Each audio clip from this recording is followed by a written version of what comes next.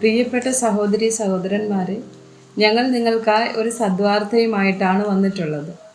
2025 ജനുവരി 1 മുതൽ 365 തലക്കെട്ടുകൾ ഉൾപ്പെടുത്തിക്കൊണ്ടുള്ള വർഷം മുഴുവൻ പ്രാർത്ഥിച്ച് ധ്യാനിക്കാനുള്ള വചനങ്ങൾ ഞങ്ങൾ പങ്കുവയ്ക്കുന്നു. എല്ലാ ദിവസവും ഞങ്ങൾ ഒരു തലക്കെട്ടും അതുമായി ബന്ധപ്പെട്ട വചനങ്ങളും അയച്ചു തരുന്നതായിരിക്കും. വചനങ്ങൾ കേട്ട് ധ്യാനിച്ച് അനുഗ്രഹം പ്രാപിക്കാൻ ഞാൻ നിങ്ങളെ പ്രോത്സാഹിപ്പിക്കുകയാണ്. ദയവായി സബ്സ്ക്രൈബ് ചെയ്യുകയും നിങ്ങളുടെ കൂട്ടുകാരുമായി പങ്കുവയ്ക്കുകയും ചെയ്യുക. നന്ദി.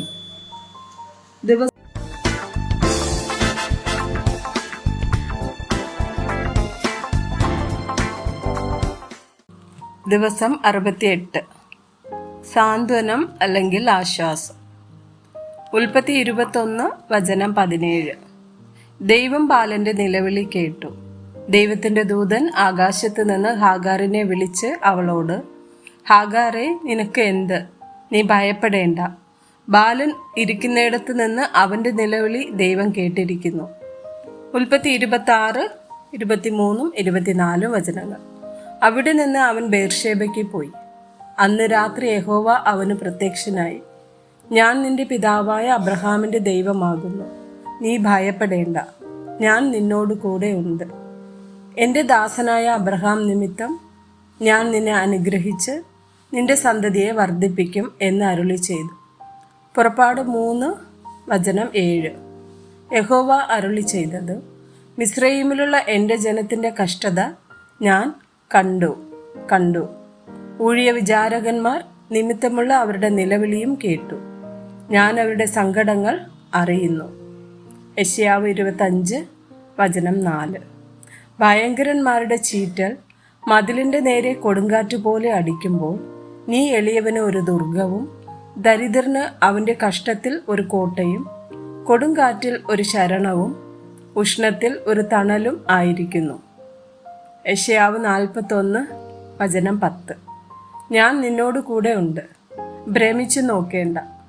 ഞാൻ നിന്റെ ദൈവമാകുന്നു. ഞാൻ നിന്നെ ശക്തീകരിക്കും, ഞാൻ നിന്നെ സഹായിക്കും. എൻ്റെ നീതിയുള്ള വലം കൈ കൊണ്ട് ഞാൻ നിന്നെ താങ്ങും.